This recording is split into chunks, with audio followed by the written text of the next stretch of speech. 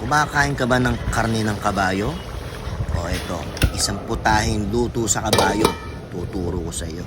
Hindi siya simple at hindi naman siya sobrang komplikado. Basta sundin mo lang ang mga requirements na makikita mo sa aking video. Sa pagkakataon na to, uunahin natin igisa ang sandamakmak na luya. Kailangan kasi natin palabasin muna ang aroma ng ating luya at isunod na natin ang bawang. Mas maraming bawang, mas masarap. At hindi natin kailangan papulahin ang ating bawang dito sa lutong talunan. Next, maglagay tayo ng sibuyas. Sibuyas bombay kung tawagin. Mas marami rin po ang kailangan natin dito. At ito na ang ating bida. 5 kilong karne ng kabayo. Pinakuluan ko na at nilinis ko para pag inahin ko sa inyo, malinis na malinis. Walang halong kemikal.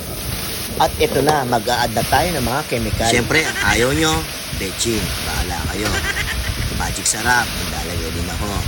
Pamintang durog, kailangan natin dyan. Mag-a-add lang tayo ng tubig. Pero may nilad water, walang lasa yan. 2 beef cube at suka.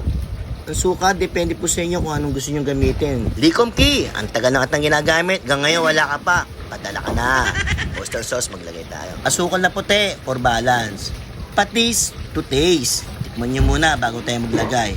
And then, asin. At pag nakulo na ng ganyan, pwede na po natin yan ilipat sa ating pressure cooker. Ang tanong, bakit pa kailangan ilipat sa pressure cooker? Hindi na lang yan sa kawali palambutin. Nako, kung alam nyo lang, ang karne ng kabayo ay napakatigas. Pag di natin ginawa yan, aabutin tayo ng siyam-siyam. At ang pag-oras sa pressure cooker ay ganito.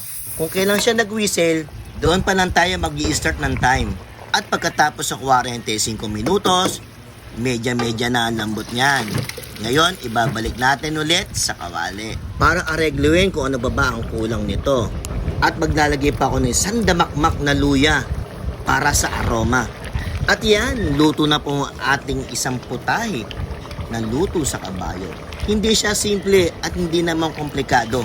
Mahirap gawin pero masarap kainin. Pwedeng patra sa kanin, lalo na sa beer.